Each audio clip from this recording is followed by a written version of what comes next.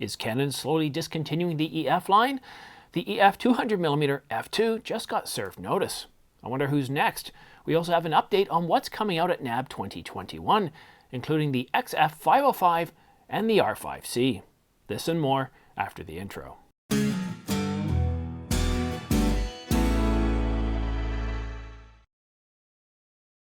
Hi, I'm Simon. Thanks for tuning into The Ordinary Filmmaker. Subscribe to get notification of new videos like this one so you don't miss any news, rumors, gear reviews, or tutorials. And a big thanks to Atomos for sponsoring The Ordinary Filmmaker. I'm using the Ninja 5 external recorder for all my studio work as it saves me a ton of time in post. Want to speed up your editing? Well, then use my links below to get your own Ninja. And now, for the news. The Canon EF 200mm f2 image stabilized USM is now classified by Canon as unlisted. Now that's Canon speak for discontinued.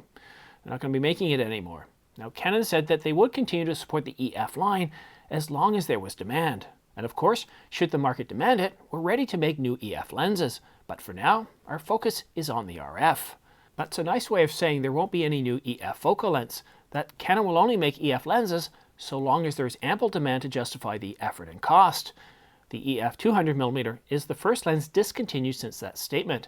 Now while it's still listed at Canon USA, the lens is no longer listed at Adorama and shown as discontinued at B&H Photo. This really shouldn't be a surprise. We'll continue to see more EF lenses continued. Lenses with high price tags and limited sales will be the first to go. Now while there's still an active used market for the millions upon millions of used EF lenses out there, Canon's focus is on the RF mount with several long zoom and telephoto lenses due out this year, including the RF 400mm f2.8, the RF 500 and 600mm f4, the RF 800mm f5.6, of course my personal favorite, the RF 1200mm f8, and the 100 to 400mm f5.6 to 7.1. Canon is going to release the XF505 video recorder at NAB 2021, which this year is going to be held in October. Now this will be Canon's big show of the year. Canon plans on releasing a bunch of new Cine lenses, possibly also the Canon EOS R5C and of course the XF505. Now this isn't the first time that Canon Rumors has mentioned the XF505. It's come up several times since the second half of 2020. Now the Canon XF505 is the successor to the XF205 and it will have the same 1-inch sensor as the XF705. It'll have 12G SDI output, it will use SD cards, have an integrated zoom lens, and a 15 times optical zoom. Oh, and it will also use those BPA batteries. Canon News uncovered a patent with a touch panel used for focusing. We've seen lots of innovative patents lately, and I'm not really sure if the idea of a touch panel on a lens is going to serve any useful purpose that I can think of for my use. I'm not even using all the rings on the lens right now, but then again, I'm a video user. What do you think? Let me know in the comment section down below. But for now, let's go behind the scenes. What you're looking at here are clips from Brandon Charles' entry into the Spring Challenge. I like how he's gone ahead and used time-lapse, and he's used it pretty much throughout the entire video. You can see different scenes happening. You can see the tree as it's slowly going through the day as the clouds are moving. You can feel that winter is about to come to an end, but you can see that it still has an icy grip on where he lives. This is our 6th entry into the Spring Challenge, and it is what today? It is the 21st. So I encourage you to go out there and capture spring. What does it mean to you? Is it life's rebirth? Is it family? Is it culture? I know that in many parts of the world there's no snow unless you go into the mountains. But that doesn't mean there isn't a meaning behind spring. And I encourage you to go out there and shoot that and submit it, because what's the worst that could happen? The winner of the Spring Challenge will get a 512 gigabyte CF Express card, Angelbird CF Express card, and an Angelbird CF card reader. That goes to the first prize winner. And then, of course, the 4 follow-ups will also win an Ordinary Filmmaker cap. So we've only got 6 entries right now, so only one person right now isn't going to win anything. Those are pretty good odds. So go out there, film spring as it's happening, the flowers coming up, the flowers in bloom, children playing, whatever it is that spring means to you. Okay, so now the next thing in the Spring Challenge I want to talk, or sorry, in the behind the scenes I want to talk about is yesterday. I invited the village mayor up to come and shoot a review of the R5 and the A7S III. There wasn't a cloud in the sky. It was beautiful outside. But as we kind of got ready, the wind started to pick up. Now, the way I had things set up outside, one of us would have been out of the wind, but the other one would have been full in it. And I couldn't figure out a way to set things up properly to account for the light, because there's no shade from the trees, and I didn't have enough silks or anything to properly protect us. And I just knew that if I tried doing this, it was going to be horrendous, it was going to be problems, and the wind continued to pick up. So I said, Tim, I got another idea.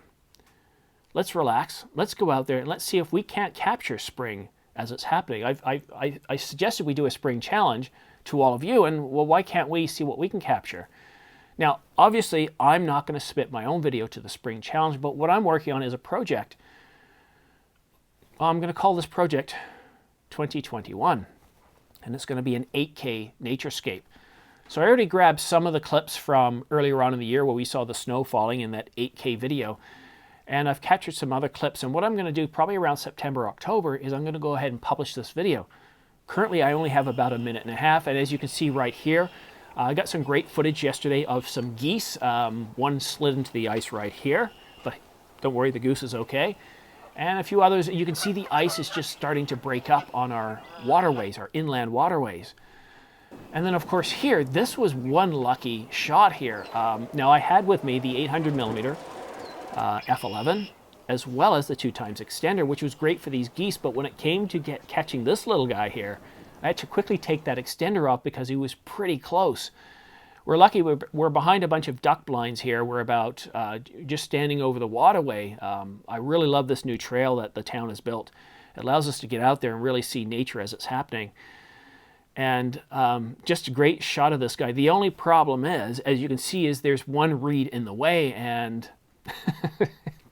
I just wish it wasn't there.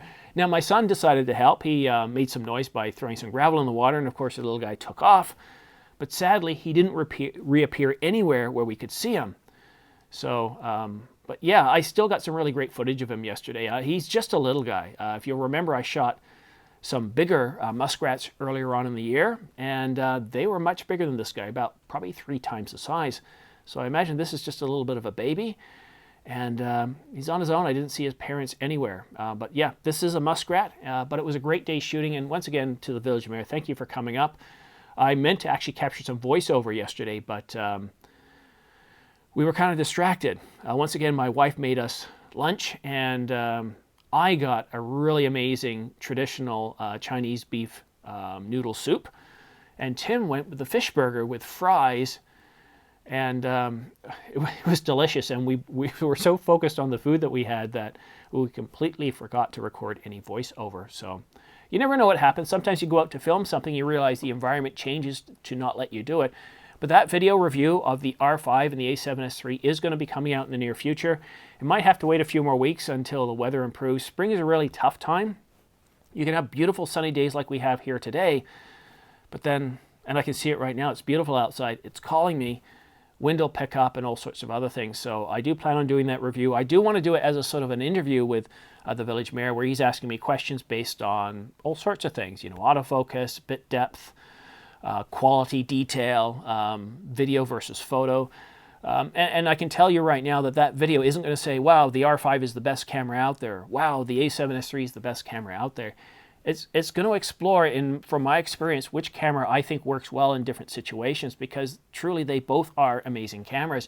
If you bought either of these cameras, I can't imagine you'd be disappointed, unless, of course, you didn't properly identify the capabilities you're looking for in a camera at the outset. And that's really the most important thing I want to communicate to you, is whenever you're looking at buying something, whatever it is, identify the capabilities. And when I say capabilities, I'm actually referring to the outcomes. So, for example, I wanted a 4K camera, but that wasn't really the capability that I wanted, because you can go out there and get really cheap cameras that do 4K, but the quality's terrible, the detail's terrible, they can be cropped, all sorts of other things that you're not going to like. So when I was looking for a camera, what I specified is that I wanted detailed 4K video that was color accurate and just pulled me immersively into the video, and that's what I believe the R5 is doing. If you shoot in 4K HQ, 4K 30 not so much. And of course, when you're shooting with something like a Ninja 5, which I'm doing here, and I also did with the A7S III. Sorry, I didn't. No, I didn't have the A7S III at the time, but the great thing about the Ninja 5 with the A7S III is you avoid those really expensive SD cards. But one thing I do want to mention on the Ninja 5, I haven't mentioned so far, so a lot of times I talk about the real benefits behind it, but there's something you do need to be aware of. It does have a fan in it, and so if you're planning on mounting a microphone right on the camera, that fan noise is going to be picked up. But for what I'm shooting here, I'm about 4, 5, 6 feet away. And I'd say if you're about 3 feet away, you're not going to pick up that fan sound depending on what mic you're using, especially if I'm using a Tascam omnidirectional mic.